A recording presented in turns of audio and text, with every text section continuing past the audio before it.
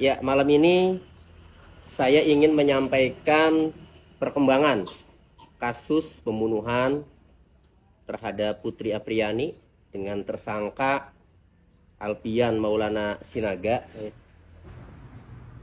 Saya akan jelaskan perkembangan mengenai perkara ini.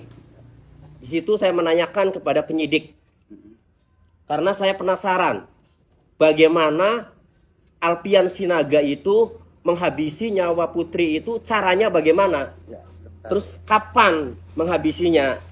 Setelah mendapatkan penjelasan dari penyidik, ternyata apa yang saya duga itu benar, bahwa keributannya itu terjadi karena uang, Mbak ya. Nah, jadi saya jelaskan sekali lagi, pada tanggal 4 Agustus 2025 Ibu kirim uang, Bu ya, 16.500.000 dan 4 juta, jadi totalnya 20.500.000. Kemudian tanggal 7 Agustus 2025 kirim lagi, Bu ya, 16.500.000, jadi totalnya 37 juta. Kemudian diketahui dari rekening koran itu tanggal 8 Agustus 2025 jam 1 dini hari, uang itu berpindah ke rekeningnya Alfian Maulana Sinaga. Kemudian sorenya Bapak meminta putri jam berapa? Aku itu setelah tahu ini itu jam 8. Jam 8 malam. Diangkat enggak? Ya terus ngasih tahu ini tuh Pak. Ngasih tahu bahwa di briling yang dia datangi nggak bisa.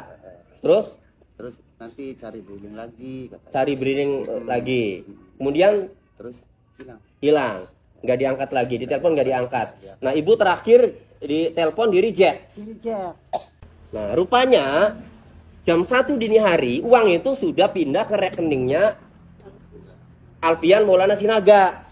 Makanya ketika di reject, sepertinya putri ini bingung mau jawab ibu ini, karena uangnya sudah berpindah ke rekening Alfian Maulana Sinaga sejak jam 1 dini hari Jumat ya, tanggal 8. Sejak di reject kemudian nggak ada kabar, dapat kabar meninggal dunia. Oke, jadi setelah saya mendapatkan penjelasan dari penyidik, apa yang saya duga bahwa motif atau pemicu pembunuhan ini karena keributan, karena uang.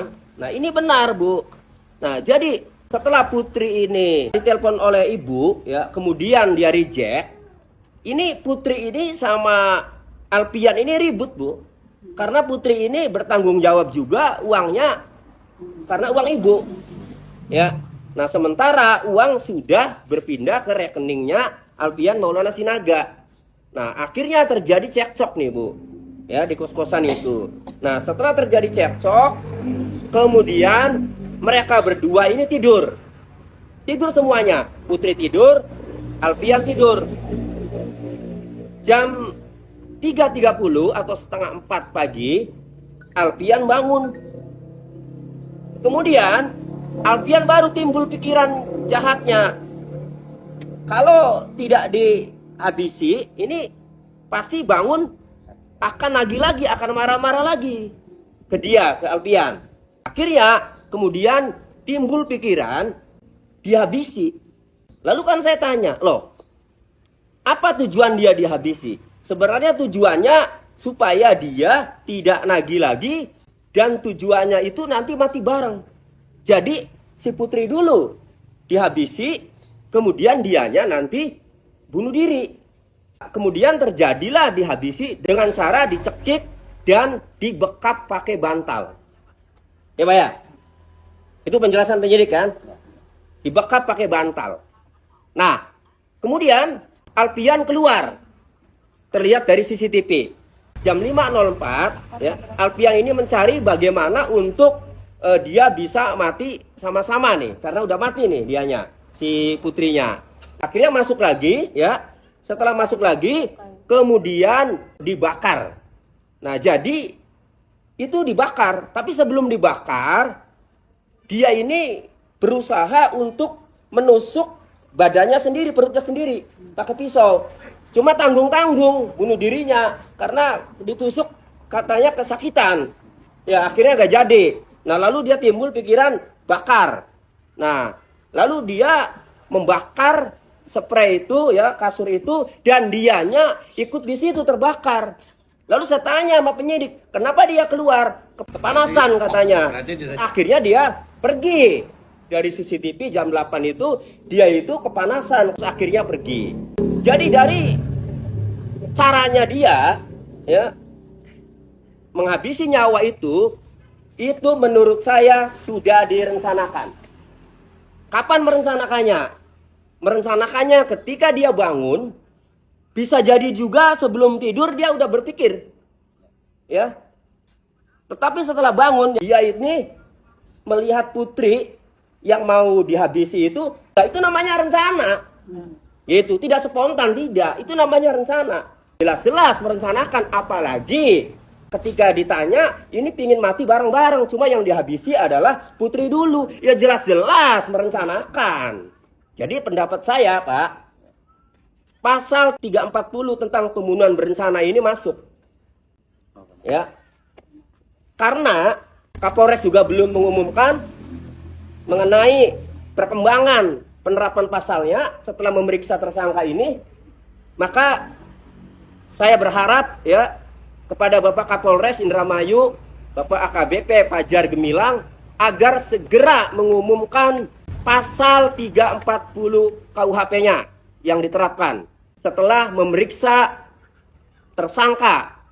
Ternyata hasilnya seperti yang tadi saya jelaskan. Ini informasi dari penyidik. Kenapa saya sampaikan ke publik? Karena publik pada menanyakan, ini kok 15 tahun, ini tidak adil, bagaimana perkembangannya? Mau nggak mau saya sampaikan ke publik. Jadi Pak, kita tunggu ya Kapolres Indramayu untuk mengumumkan pasal 340 diterapkan kepada Alfian Maulana Sinaga. Itu Pak ya. Kita tunggu dulu seminggu ini ya. Tapi ya menurut saya menerapkan pasal 338 belum diperiksa saja Alfian Sinaganya berani, apalagi sekarang yang sudah diperiksa sudah jelas bagaimana cara membunuhnya, sudah jelas merencanakan pembunuhan, kemudian merencanakan dia bunuh dirinya, udah jelas, masa tidak berani menerapkan pasal 340, betul nggak? Betul, ya. Betul. Kalau sampai seminggu ini tidak ada perkembangan untuk penerapan pasal 340 KUHP, saya kembalikan lagi kepada keluarga. Silakan. Kalau mau aksi atau apa ya, silakan. Yang penting saya Pak sebagai kuasa hukum berusaha untuk komunikasi dengan penyidik ya. Nah, tinggal bagaimana penyidik menyikapi secepat mungkin karena kasus ini sudah menjadi perhatian masyarakat, bukan hanya Indramayu ya, tapi juga nasional. Oke, cukup Pak ya? Cukup? Oke.